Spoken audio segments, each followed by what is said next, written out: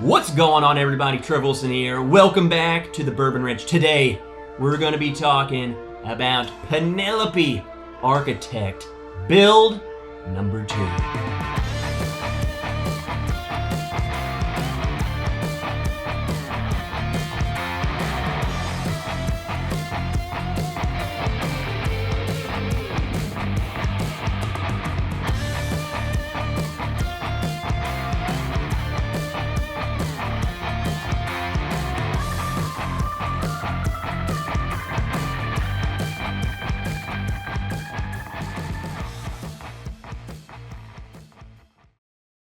So here we have it, everybody, the next batch, the next build of Penelope Architect, the number 2. Get it? Architects, they build stuff.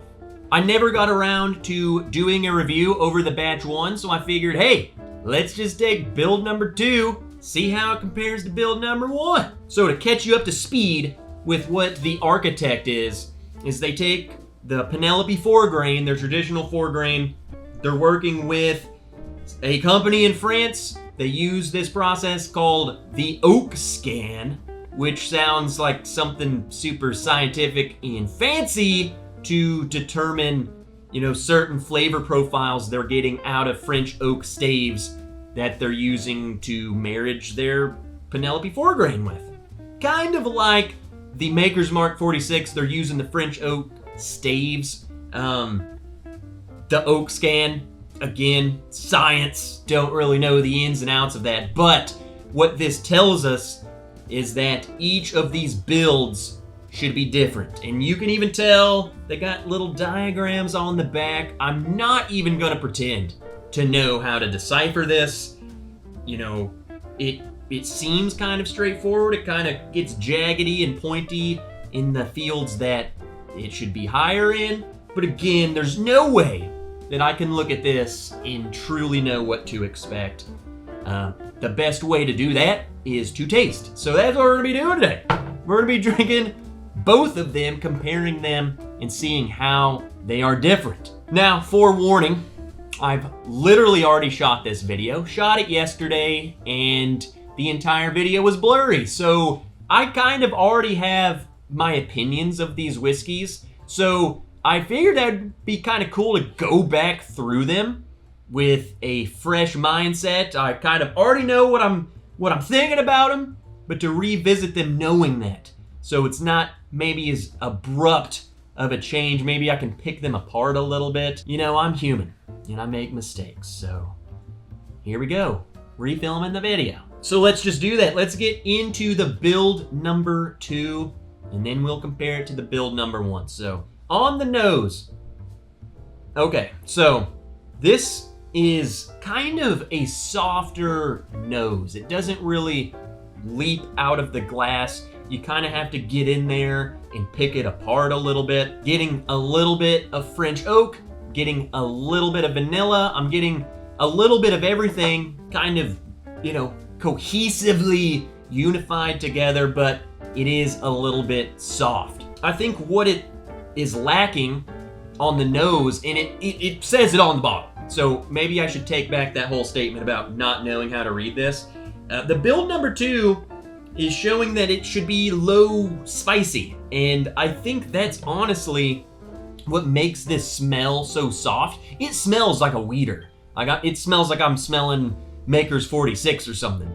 It just has this softness to it, so it's not necessarily a bad thing that when I say soft, but it is, it's evident. The more you go back to it, the more of that French oak you pick up on it, and it's not over the top French oak, which I think we will get into later in this video, but I think it's pretty cohesive. So let's taste it, then we'll compare it to batch 1.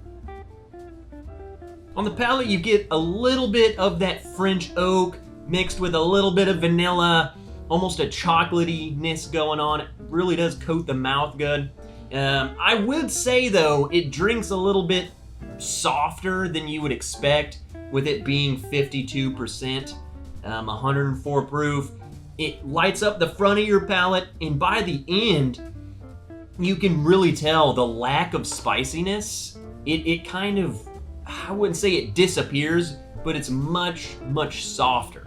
According to the spiderweb diagram on the back, it says we should get heavy fruit on the palate.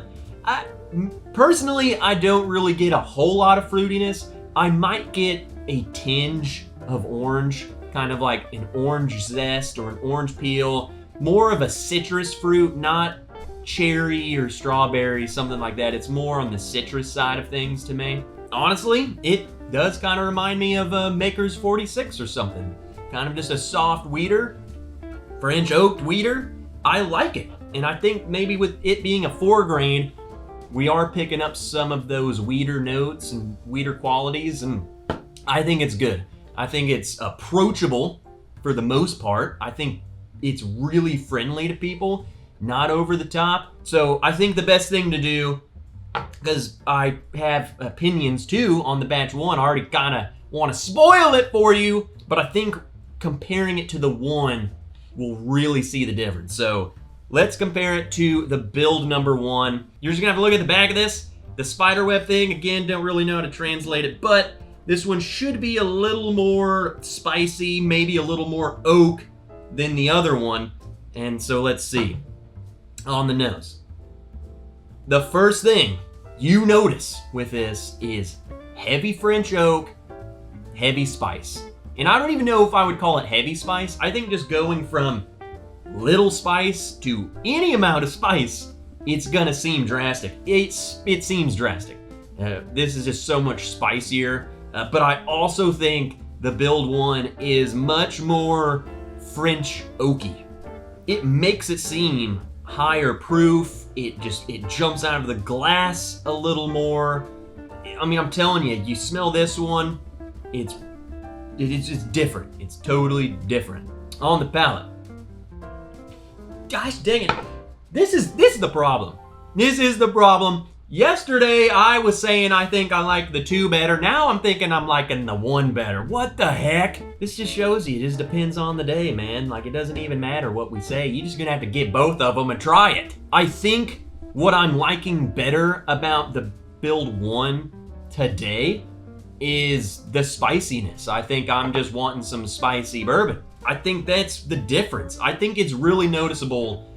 The lower spice on the build 2 really makes it drink softer in like a wheated product. I will say though, the French oak flavor is much heavier on the build 1. I think that's what a lot of people, or I don't even know, I've just heard people mention that the build 1 was too oaky. It was too much of the French oak, and I can see that. I can see some people not liking that.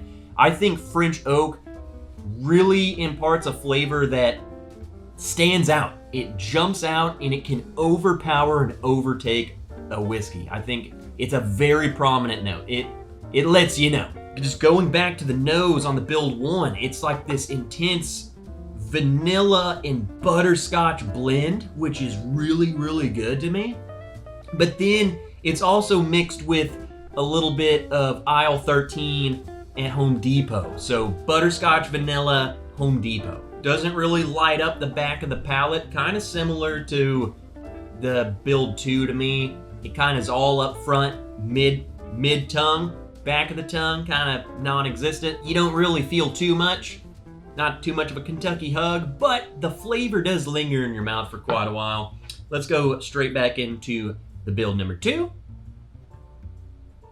See, it's weird. It's really weird because I was liking the build 2 better yesterday and now I'm liking build 1. I will say what the build 2 has going for it is the toned down French oak, and then it has, again, the wheater quality. So if you want a softer, non-aggressive, easy sip, I would say build 2 is friggin' crushable.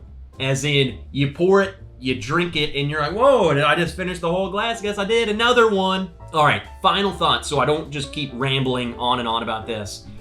You have to ask yourself what you've thought about the build number 1. If you drink build number 1 and you said it was too French oaky, it was too much for me, I would say revisit the build number 2 because it's different. It's tamer. I think it's a little more blended together. There isn't any one thing that is the star of the show. I think they're all just mingled together.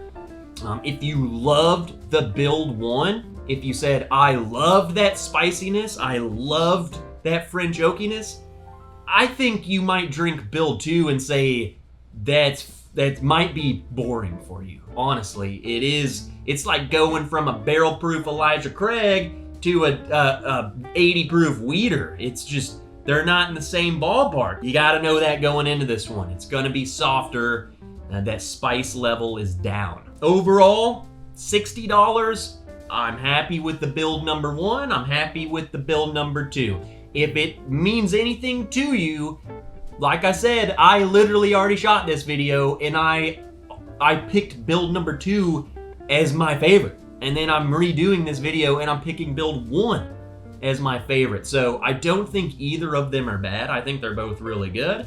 And this is friggin' proof that your palate can change day to day. So for what it's worth, I still recommend it. But seriously, heed my warnings. Just think of what you thought about the previous build. And if you haven't tried the previous build, then I don't see any reason for you to not try build 2. It's still a pretty good bottle. There we have it, guys. That's my thoughts, my opinions of the Penelope build number 2 and the build number 1 for that matter. Hope you guys enjoyed the video. If you did, please leave a like on the video, nerds. And if you're not subscribed, hit the subscribe button. What the heck? If you want to support me more, if you want access to exclusive barrel picks to the Patreon page, yeah, we do that. And I shower you with all sorts of cool merch, exclusive merch, such as glasses, hats, coins, coasters, friggin' everything. Check out the Patreon page. You can join for as little as $1 a month. Each tier gets you access to something different. Super cool little community we got over there. That will do it. Until next time, guys, I'm Trev Wilson. Let's blend these together for Penelope Architect Build 1.5. Smells good.